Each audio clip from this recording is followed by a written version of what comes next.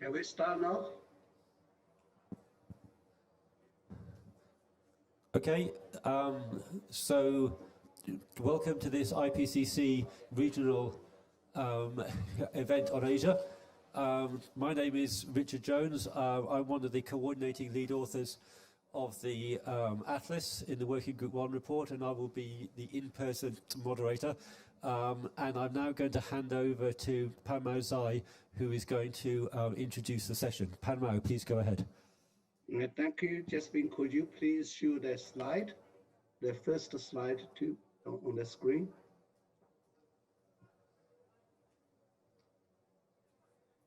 Yeah, please. Yeah, next one, please. Dear colleagues, dear friends, very welcome to join this very important side event for Asia Regional Climate Information. At the beginning, please allow me to stress some key findings of IPCC AR6 Working Group report. I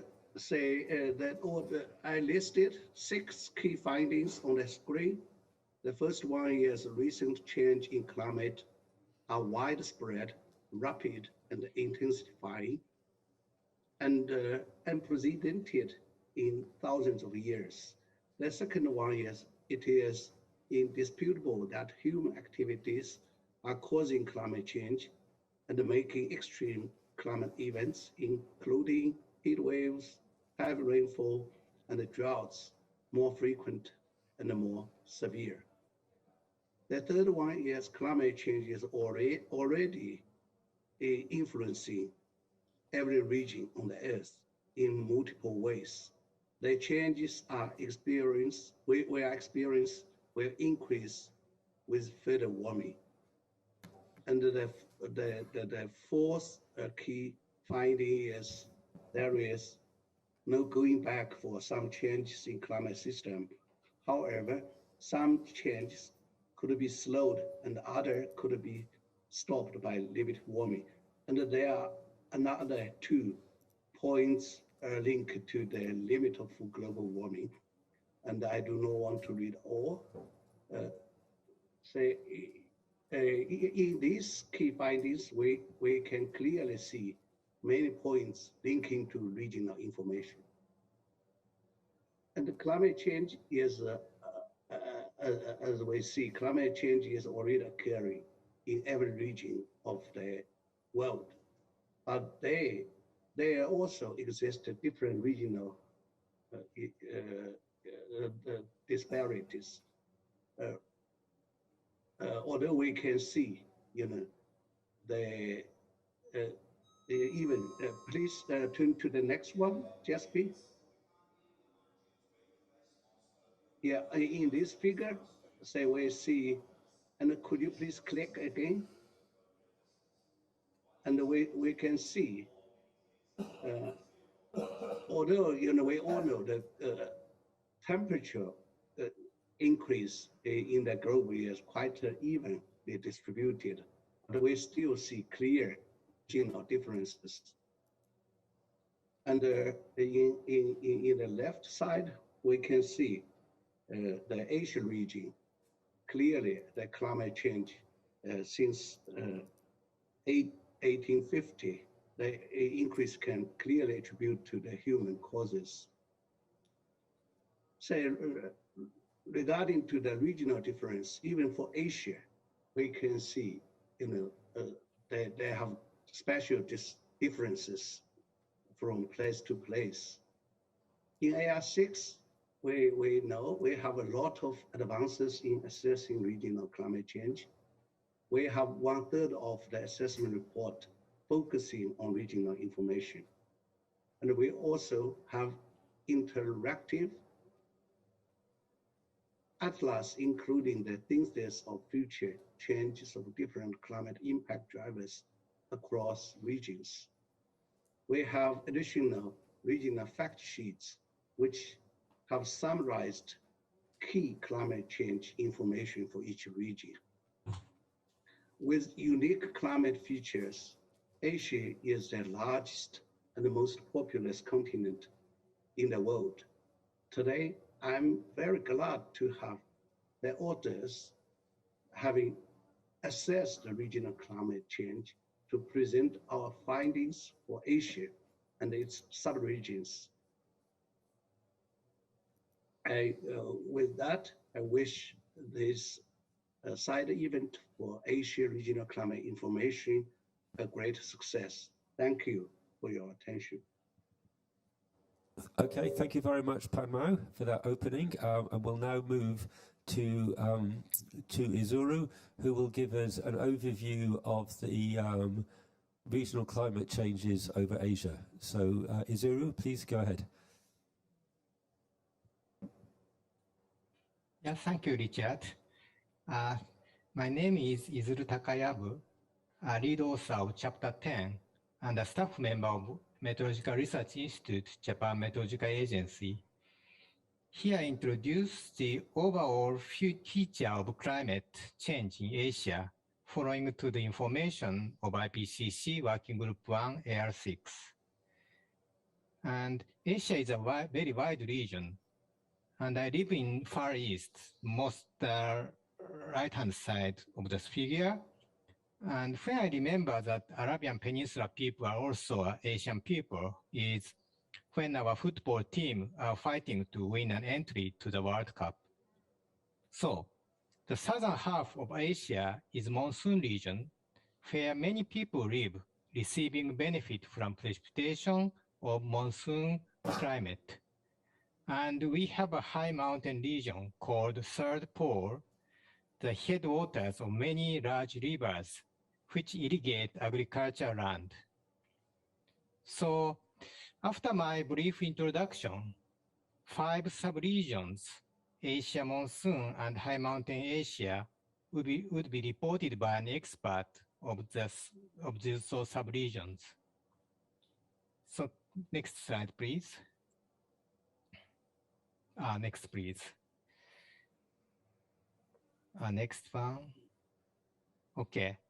So I briefly introduce about common regional changes.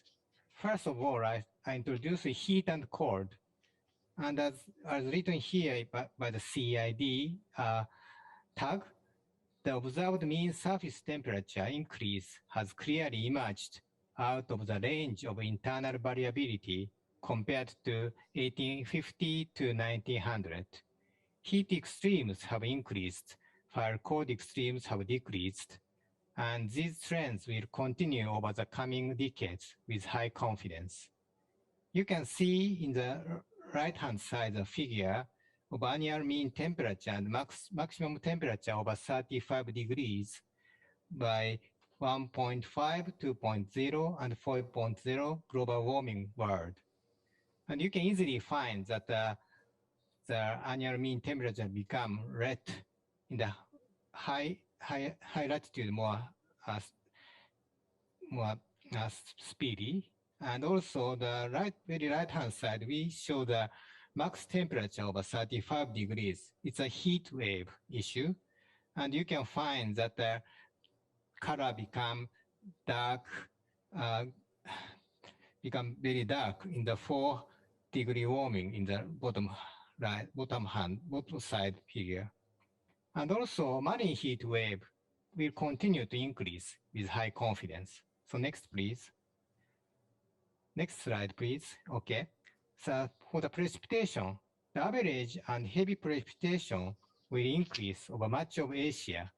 Much of Asia means not all of Asian region, because you can find in the right-hand side figure that in Southeast Asia and East Asia, a part of East Asia, the signal is not so clear. But the rest, we have a much average and heavy precipitation increase. Next slide, please.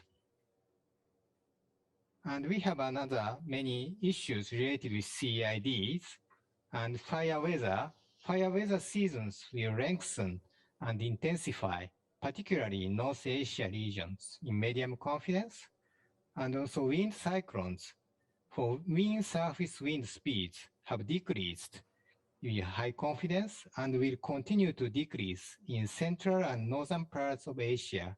It is medium confidence. And for snow and ice, as I told you that we have a very high mountain region, and glaciers are declining and permafrost is thawing. Seasonal snow duration, glacial mass, and permafrost area will decline further by the mid-21st century with high confidence. And glacial runoff in the Asian high mountains will increase up to mid-21st century by medium confidence with the melting of glacier, and subsequently runoff may decrease due to the loss of glacier storage because the disappearing of the glacier may decreasing the runoff. And for coastal, relative sea level around Asia has increased faster than global average, with coastal area loss and shoreline retreat. And regional mean sea level will continue to rise with high confidence. So next, please. So this is a common characteristic of the Asian climate. And here I show you that divided it into 5 sub-regions and describe about it. So next, please. So for North Asia is covered the western and eastern Siberia and RFE. I forgot the name, how to abbreviation name, but the northern part. And the permafrost has thawed, its temperature increased, and seasonal snow duration and extent decreased, while maximum snow depth has increased over the past 3 to 4 decades with high confidence. It is virtually certain that permafrost extent and volume will shrink with further global warming. So temporarily, we have a much higher snow falling in this area. And annual precipitation has increased since the mid-1970s with very high confidence. And projected increase in precipitation almost doubles the annual maximum river discharge with increased flooded area in major Siberian rivers by mid-21st century with medium confidence. And for the dryness, the number of dry days has decreased for much of the region, but increased in southwestern part, where in southwestern part, total soil moisture will decline and the fire season will lengthen there with medium confidence. So it is North Asia's character. So next, please. So for East Asia, where I lived, for the East Asia, the daily precipitation extremes have increased over parts of the region with high confidence, and heavy precipitation will increase in frequency and intensity with high confidence, leading to more frequent landslides in some mountain areas. And for droughts has become more frequent in much of continental East Asia in China subcontinent, while arid eastern Central Asia has become wetter with medium confidence. And tropical cyclone tracks likely migrated poleward. You can see in the middle figure that it was coming from the chapter 11's figure 12, the cyclone exposure decreased in the Southwest Asian countries and increased in the East Asian countries. So we should be careful about it. So next, please. Next slide, please. So Southeast Asia. Future warming will be slightly less than the global average with high confidence. You can see in the left-hand side, the column, the annual mean temperature increase. You can easily find that the Pacific Ocean temperature increase is much less than the increase in continent. And Southeast Asian countries are also some countries are in a maritime continent. So the temperature increase is much slower than the global average. And for precipitation, the rainfall will increase in northern parts and decrease in summer in maritime continent with medium confidence. And for compound impacts, of climate change, land subsidence, and local human activities will lead to higher flood levels and prolonged inundation in the Mekong Delta with high confidence. You can find very, very important information from this sentence is that we should consider about the human activities of the landslides, land subsidence, etc., when considering the subsidence, when considering the level of the sea level rise. And also for the typhoons, fewer but more extreme tropical cyclones have affected the region. So next slide, please. So we move to South Asia. So South Asia is composed of the Indian Peninsula, Indian subcontinent, and heat waves and humid heat stress will be more intense and frequent during the 21st century with medium confidence. And also, both annual and summer monsoon precipitation will increase during the 21st century with enhanced interannual variability with medium confidence. So, next slide, please. The last one, Southwest Asia. So, anthropogenic warming has amplified droughts since the 1980s with high confidence, and an increase in extreme precipitation has been observed, mostly in elevated areas. That means that mainly in West Central Asia, and mountain permafrost degradation at high altitude has increased the instability of mountain slopes in the past decade with medium confidence, and reduction of the annual maximum amount of snow increases with elevation in mountain areas. And last sentences, the annual precipitation, totals, intensify, and frequency of heavy precipitation are projected to increase with increasing volume levels. And especially in West Central Asia, strong spatial-temporal differences with overall decreasing precipitation are projected in summer with the opposite tendency in winter. So that's all. It's a only brief explanation. So after my presentation, there will be some much more detailed presentation. Thank you. Okay, thank you very much, Izuru. And just before we go to the regional presentations, I just wanted to make a point of clarification. There have been several references to CIDs in the presentation so far, and this is an acronym for Climatic Impact Drivers, and these are specific states of the climate system which have impacts on either human or ecological systems. And so this is why we are focusing on these in this report, because they are particularly relevant to impacts and risk assessment. So I just thought I'd make that clarification. Now we're going to have 5 short talks on the specific sub-regions, which Izuru has just introduced. And these are 2 slides, and to be kept to 3 minutes each, please, if each speaker can be very, very brief on these, because we're a bit behind time now. So the first of these is going to be given by Svetlana. Svetlana. Yeah, good morning to everyone. So I'm Svetlana Krakovska, and I work for Ukrainian Hydromet Institute, and I'm lead author of Atlas and Interactive Atlas and some other points. Well, it doesn't work. It doesn't work. Sorry. Okay. So I will present more in more detail North Asia, which consists of 3 actually regions, which is West and East Siberia and Russian Far East.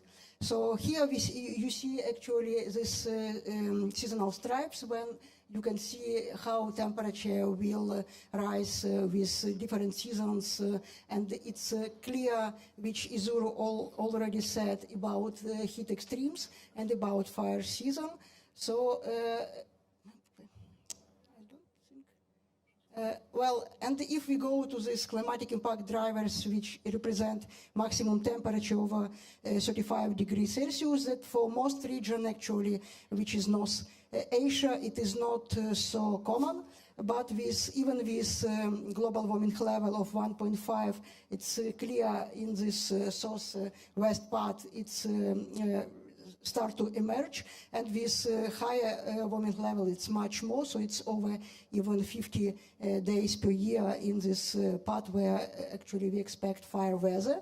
And these maps just represent these regions with fire weather, which has medium confidence of increasing, you see, and sure, with such big warming, permafrost will retreat, so we have a reduction of permafrost.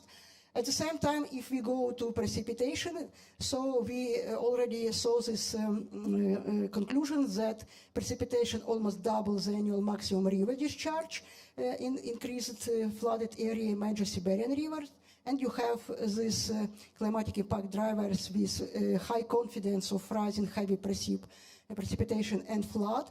But if we go to river flood, which mostly driven by snowfall in this region, in fact, so it's just East Siberian region where we have medium confidence for this, for future.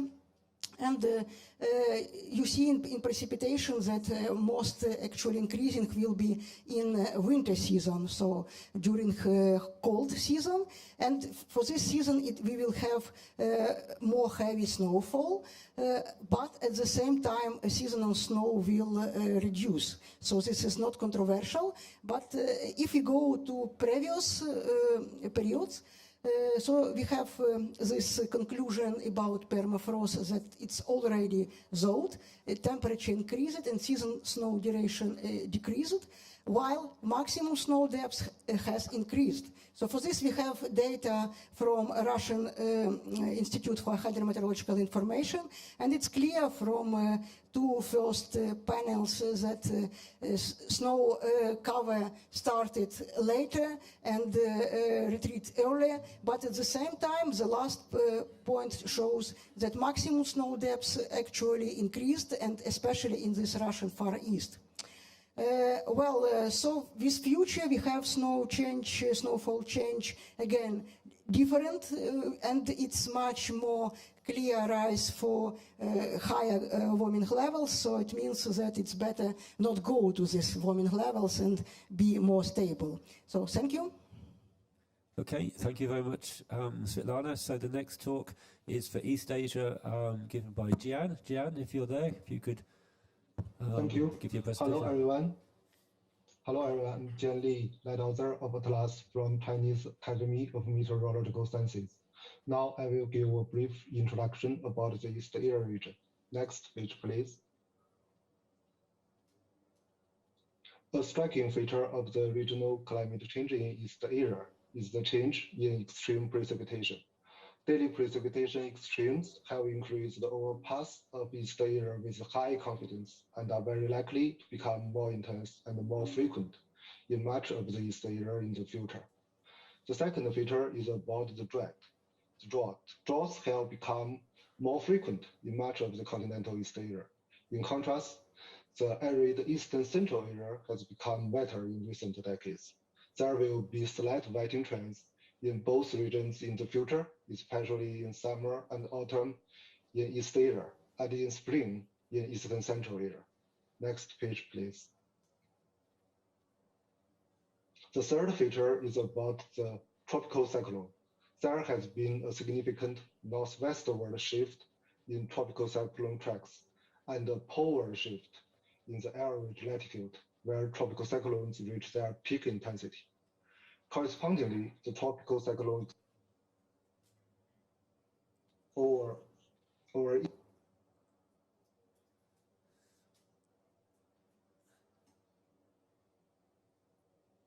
cyclones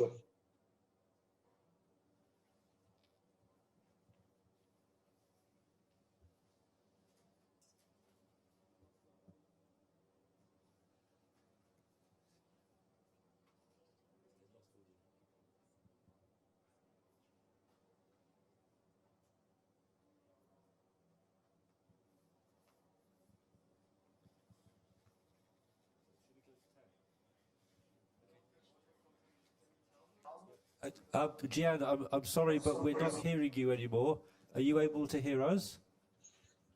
Yeah, I can hear you. Okay, so can you continue from where you were speaking about the tropical? We heard about the tropical cyclone tracks migrating poleward, but so if you could continue from that point, please. We lost you. Oh, at that point. sorry.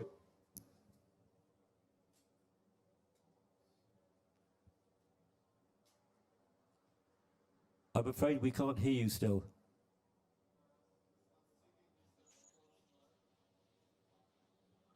How about now? Yes, we can hear you now. Yes, thanks. Please go ahead. Okay.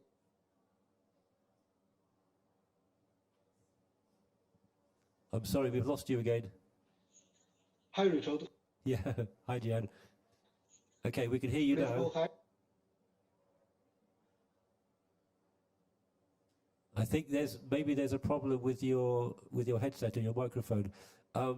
Perhaps if we could move on to Tan, and then maybe we could come back to you in a few minutes, if that's okay. Hello, Richard. Okay, Tan, can we move to you? So we're now going to move to the presentation from Southeast Asia. Tan, are you online? Could you please speak to your slides? Yes, so hi everyone, can you hear me? I can hear you well, thanks, yeah. Yeah, so my name is Tan from University of Science and Technology of Hanoi, Vietnam. And we are preparing this slide together with Breakout Groups from Manila Observatory. Next slide, please. And then we would like, based on the CID, we would like to show you some information related to the assessment of Southeast Asia. So the first point is future warming will be slightly less than the global average.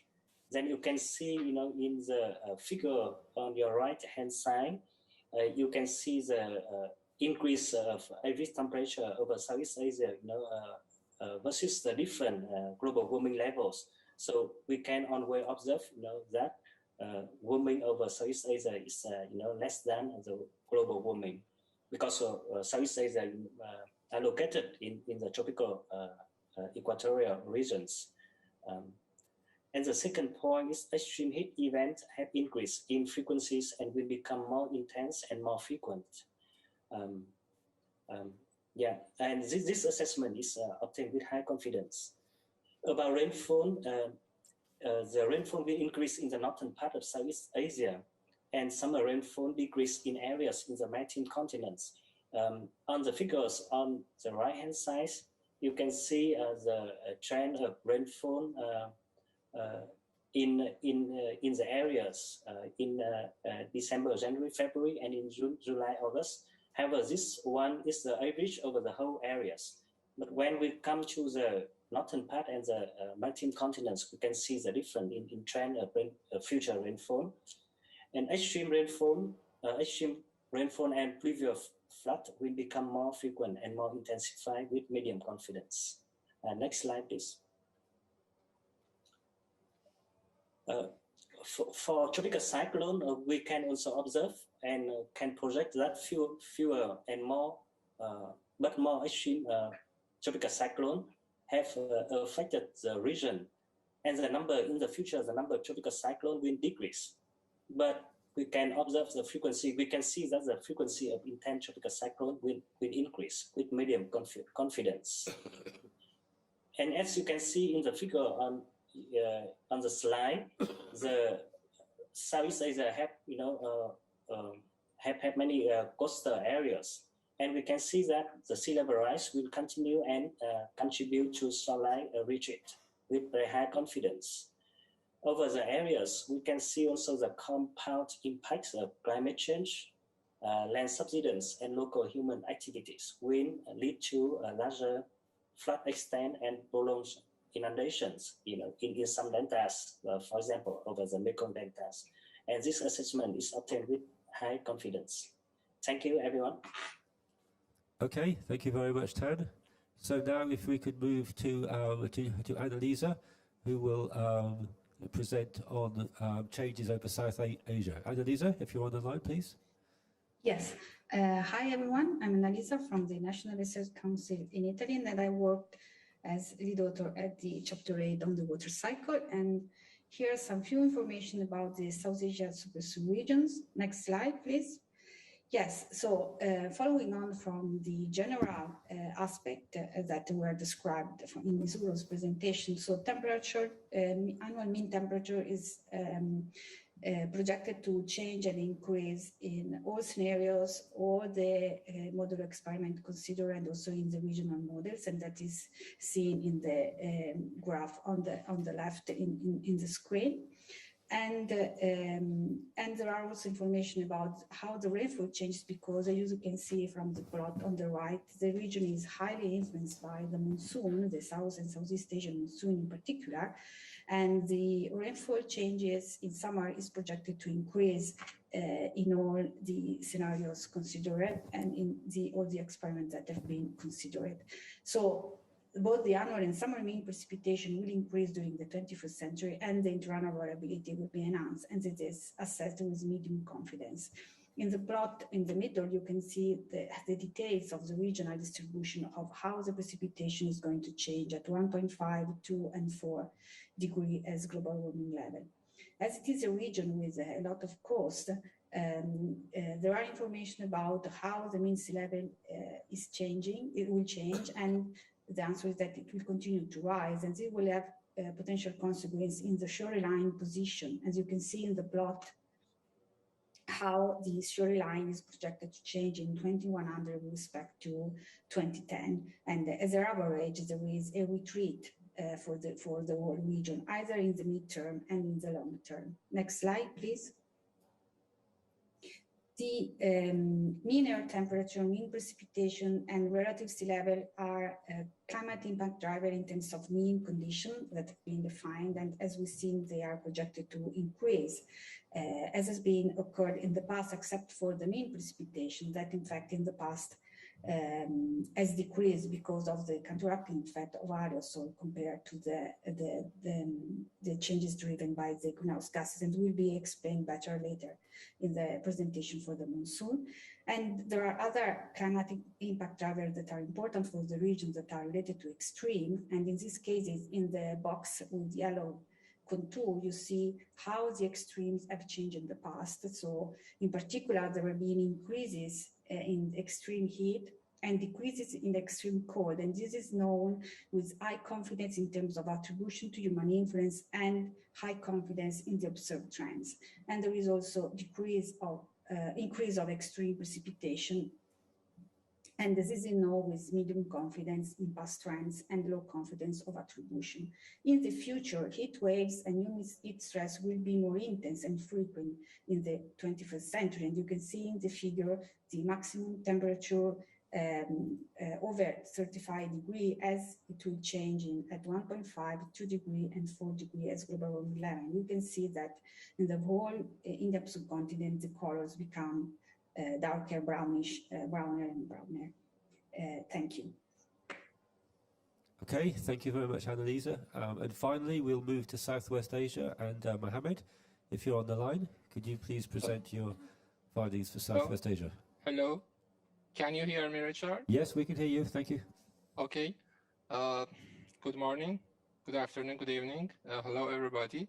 Dear colleagues, dear guests, in addition to the presentation of the ISORA, I would like to present some more key findings for Southwest Asia, two sub-regions, West Central Asia and Arabian Peninsula. Our findings for these two sub-regions are similar to whole Asia, with more concerns about drought and dust events. The assessment shows long-term warming trend since the middle of the 20th century with high confidence. The projections also show continued warming in the future. Extreme heat events are very likely to become more intense and or more frequent by the end of 21st century. Regarding the cold events, our assessments show with high confidence that cold spells, intensity, frequency, and also number of frost days have been decreasing since the beginning of the 20th century. It is very likely that cold spells will have a decreasing frequency in all future scenarios. Also, a changing snowmelt regime in the mountains may contribute to a shift of spring floods to earlier periods in future, but we have medium confidence in this statement. With high confidence, there is a decline in glacier mass and area in the coming century. In recent decades, aridity and droughts has increased with medium confidence, especially in Afghanistan, Iran, and parts of Pakistan. Emergence of higher fire risk due to changed climatic condition is found to emerge in the first part of the 21st century with medium confidence. And the frequency of dust events has increased markedly in some areas like northwest of Iraq and east of Syria from 1980 to the present. However, there is limited evidence for future trends of sand and dust storms. Regarding the Arabian Peninsula, the condition is more or less similar to West Central Asia sub-region. In this part of Asia also, we have a long-term warming trend has been observed since the middle of the 20th century with high confidence. Also, cold spells intensity and frequency have been decreasing since the beginning of the 20th century with high confidence. Regarding the heavy precipitation, we have assessed heavy precipitation to become more intense and frequent for all parts of Asia. However, Arabian Peninsula is an exception in this regard. For a 2 degrees Celsius of global warming level or higher, and we have medium confidence in this assessment. The frequency of dust events has increased markedly also in northeast of Saudi Arabia from 1980 to the present. And finally, about the sea level rise. Relative sea level rise is very likely to continue into the oceans around. Sea level rise and land subsidence will jointly lead to more flooding in delta areas in Arabian Peninsula with high confidence. By 2100, shoreline retreats of around 100 meters are projected along the sandy coastlines. Thank you, Richard. Okay, thank you very much, Mohammed. And we've heard that we have Jian Li back online, so we'll just go very quickly back to his second slide. Okay, thank you. Please go to the second slide of East Asia. Okay, correspondingly, the tropical cyclone exposure has increased over Eastern China, Japan, and Korea in the last several decades. And as the tropics expand with warming, our region location, where tropical cyclones reach their peak wind intensity, will migrate forward in the western northern Pacific Ocean. Also, heat extremes have become more frequent in East Asia and are very likely to become more intense and more frequent in the future. Recent years have seen a lot more frequent occurrence of concurrent extreme events. As a typical case for this kind of concurrent extremes, the 2018 spring-summer extremes were characterized by heat extremes in wide areas of the middle latitudes in the northern hemisphere and extremely heavy rainfall in East Asia. It's virtually certain that these 2018 concurrent extreme events would not have occurred without human-induced global warming. That's all for the East Asia region. Thank you. Okay, thank you very much, Jian. And just to say, there will be the opportunity to ask questions on all of these presentations and the overview presentation in the breakout groups, which will happen at 12 o'clock. So now we will move to a couple of topical presentations.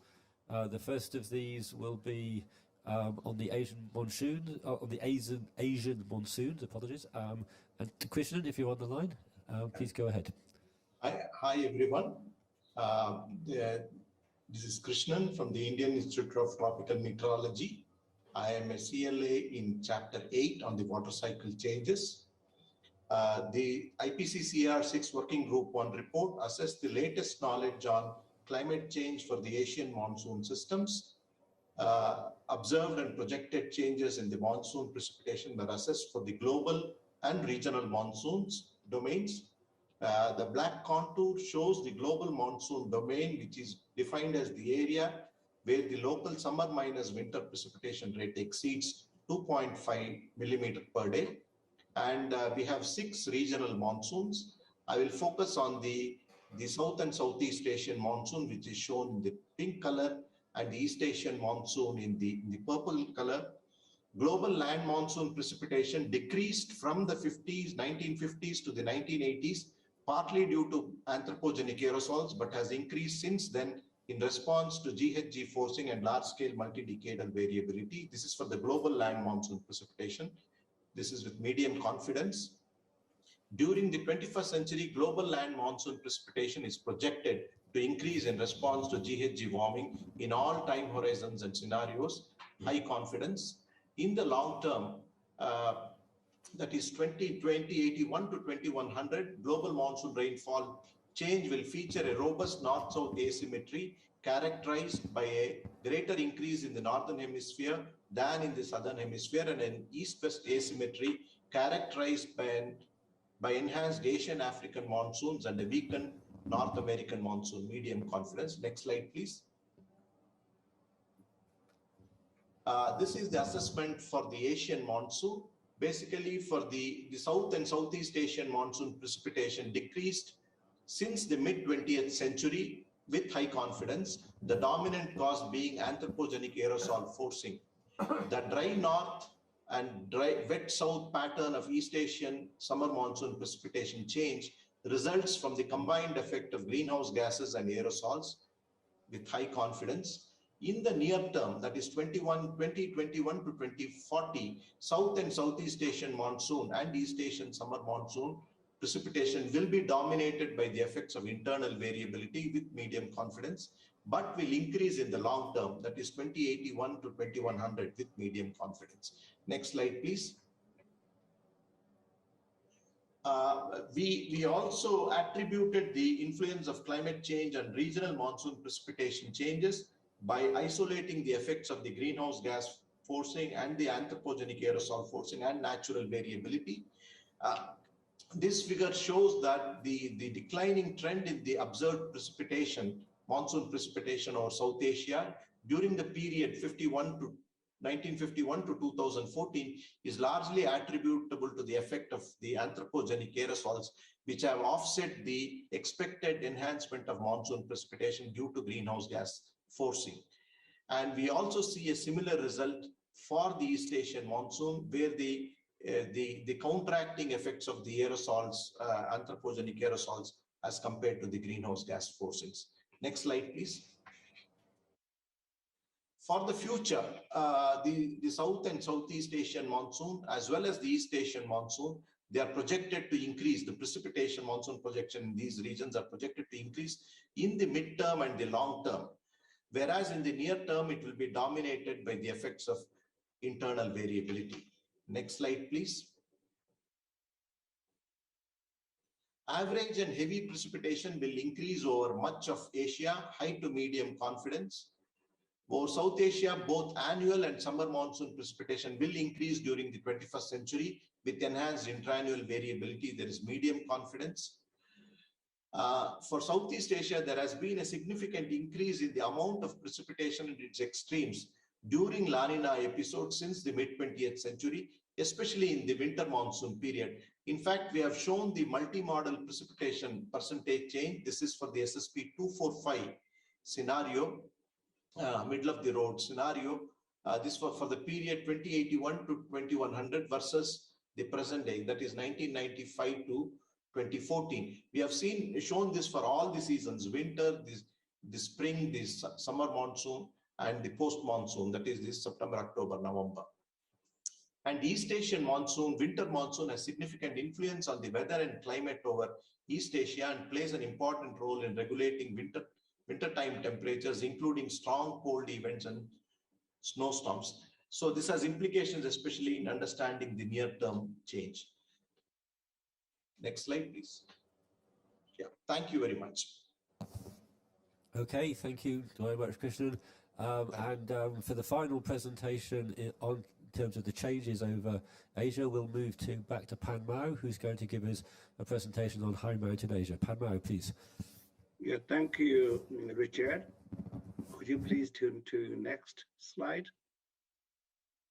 Yeah, here we can see there is a map about the high mountain Asia. High mountain Asia, actually, it's a very, very important in climate system. It is called something a third pole, like we have Arctic, Antarctic, and the third pole. Normally say the Himalaya or the high mountain Asia, and also in the region that people call high mountain areas the Asia water tower, because we know there is a lot of glacier there support the water resources for the people living nearby, and also influence large population. I can say up to billions of population, will be influenced for the high mountain Asia climate change, and also have a unique ecosystem due to the high elevation, and also the people living in the Asia region. We all know that the high mountain Asia have a strong influence on Asia weather and climate, modulating in the climate change. We modulate Asia weather and climate events. And next, please. Actually, in the special report on ocean cryosphere, which was released 2 years ago, have also a lot of information on high mountain Asia. Say here is a figure we can see there are many observed regional hazards. In the regions, we can see we have more information and knowledge about the change in the Himalaya, Tibet Plateau, and the other high mountain Asia regions, only next to the European Alps, and because they have more research there. And we see glacier, snow, and permafrost decline has altered the frequency, magnitude, and the location of most related natural hazards, such as landslides, avalanches, floods, and ground subsidence, and wildfires. And next, please. In AR6, we have a message here related to the heat and the cold. We see warming has occurred in the Himalaya. Actually, this is for the whole high Asia mountain region and other mountain regions. It's very interesting that warming rate has increased with altitude. Such elevation-dependent warming could lead to faster changes in snow line, the glacier equilibrium line, altitude, and snow rain transition height. The freezing level height in mountain area is projected to rise and will alter snow and ice condition in the future with high confidence. Next, please. And the snow cover has reduced since the early 21st century, and the glacier have thinned, retreated, and lost mass since 1970s with high confidence. Although the Cyclone glaciers have either slightly gained mass or are in approximately balanced state. But most of other regions we see the cryosphere is retreating. And the snow cover area and the snow volume will decrease during the 21st century.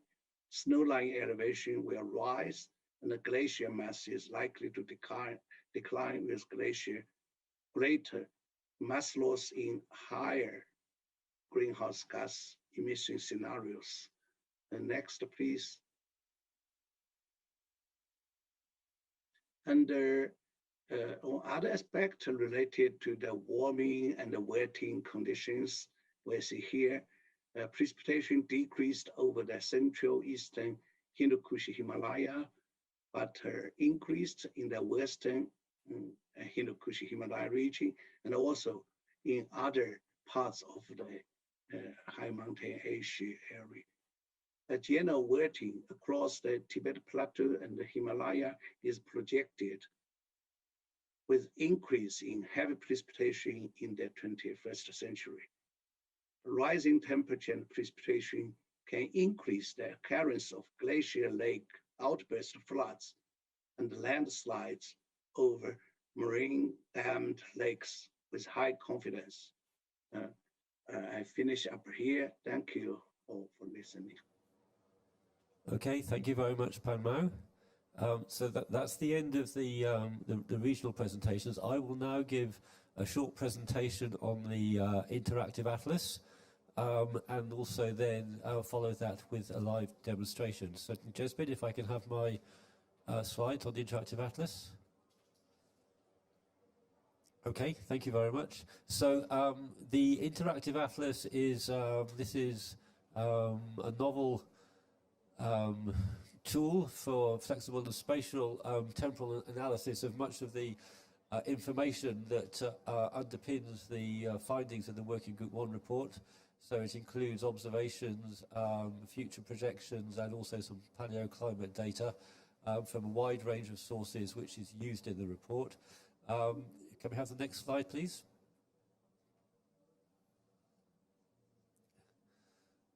So the purpose of the Interactive Atlas is to actually support the assessment done in the chapters in the technical summary and the summary policymakers to allow exploration of some of the findings in more detail.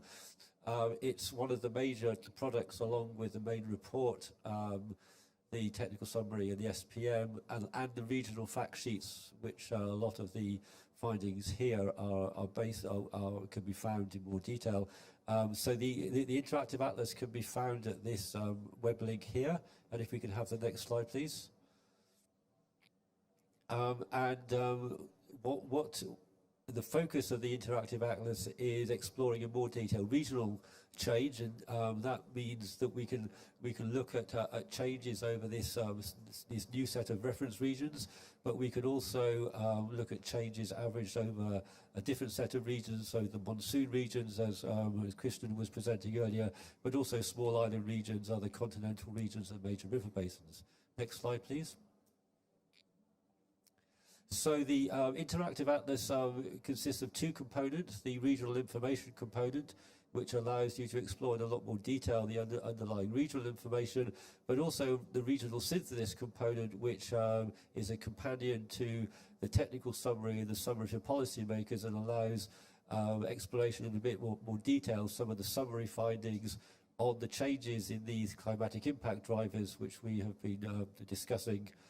So these states of the climate system which have particular relevance for impact and risk assessment. Okay, next slide, please. So this gives just a very brief overview of the sorts of metrics and indices which are available within the Interactive Atlas. So we have a whole suite of atmospheric variables, also oceanic variables, and some other important variables such as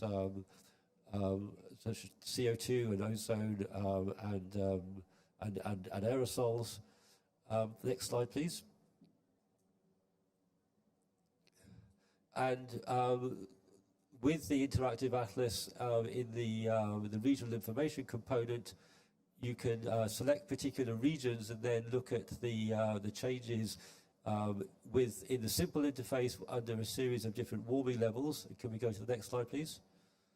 But if you look at the advanced interface of regional information, you can also explore different emission scenarios, and also at different time periods, and look at changes with respect to different baselines. As I said, in addition to the information about future projections from a series of different data sets, we also have information on observed trends and some paleoclimate information. Next slide, please. And so this is just an introduction to the set of climatic impact drivers which you can explore in more detail. So these are all of these climate states and indices under these different categories: heat and cold, wet and dry, wind, snow and ice, other coastal and open ocean. And now I'll turn to an online demonstration of the actual interactive atlas to show how you can access some of this information in a bit more detail. So I'm now going to switch to joining the Zoom call. And I will share my screen.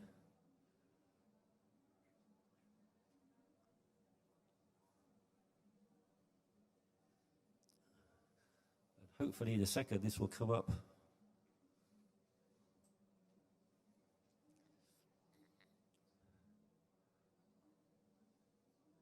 Jasmine, are you seeing this on your screen? No? Okay, I'll try again. Apologies.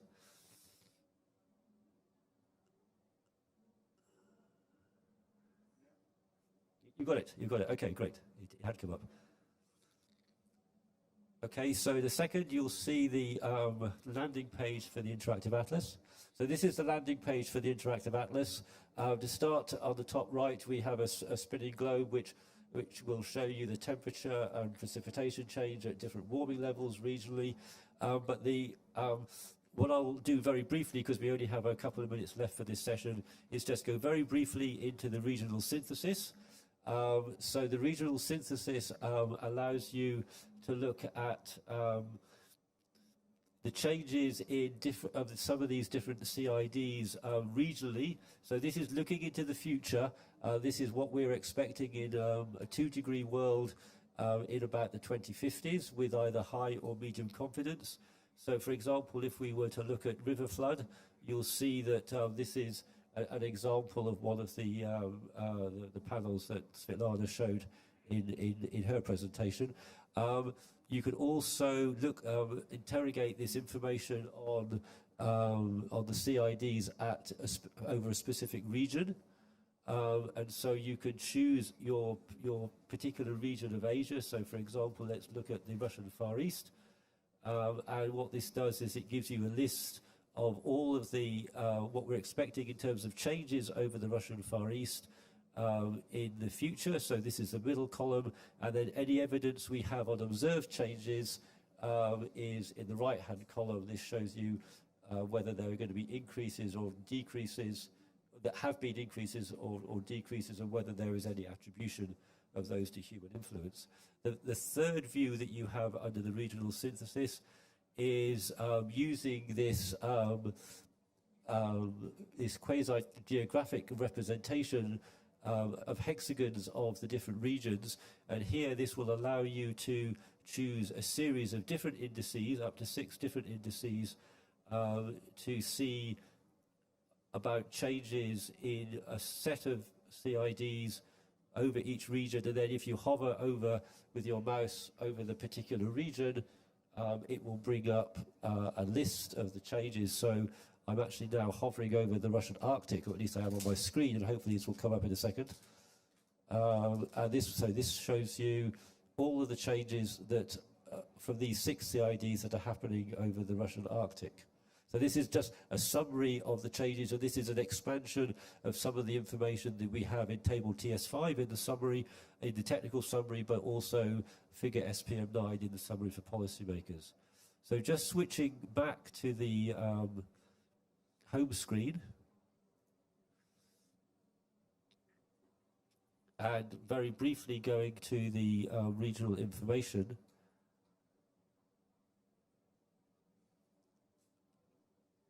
I'll just give you one example of how we can use this to look at the changes regionally. So the first thing you see is the projected future change regionally in temperature at 2-degree warming level. And this is a lot slower than it was yesterday. I do apologize for this. You have the ability here to change the data set. So there are different data sets that are available, both global and regional downscale data, several either global or regional observed data sets. Then you have the ability also to change the variable that you're interested in. And so in this case, I'm going to change from temperature just to simply to precipitation.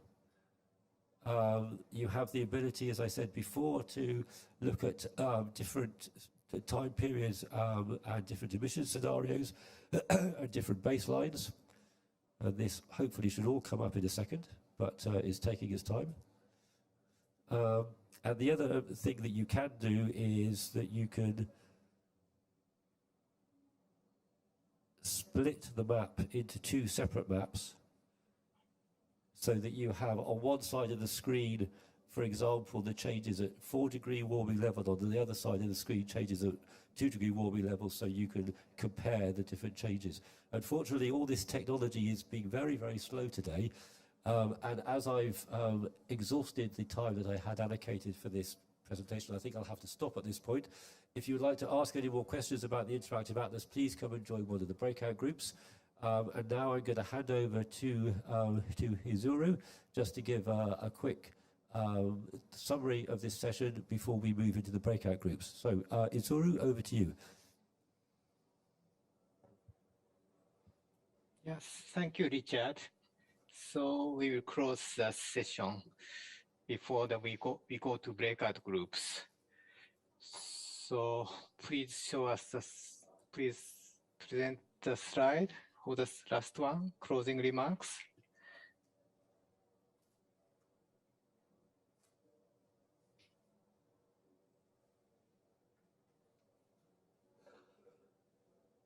Okay, thank you. So the next slide, please. Okay, so all presentation related with Asia climate has been performed now.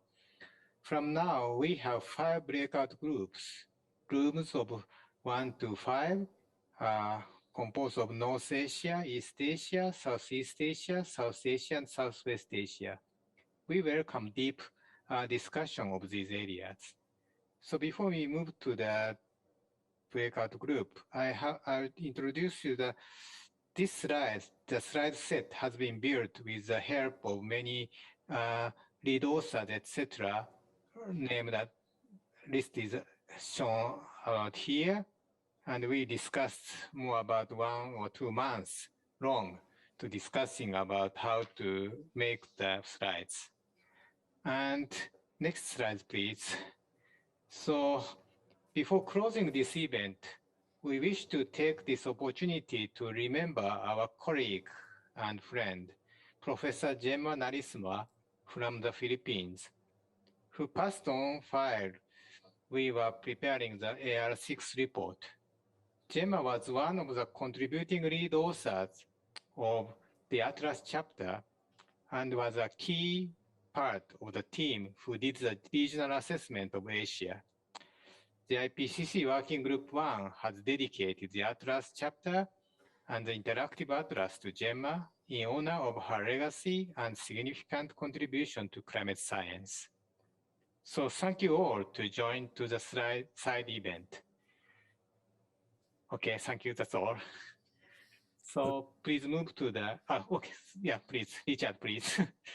Okay, thank you very much, Izuru, and especially thank you for that tribute to Gemma, who, especially as in the Atlas, who is very, very much missed. So thank you very much for that. And also very much missed by all of her friends and colleagues across the world as well. Okay, so Jesbyn, can we bring back the slide with the QR code?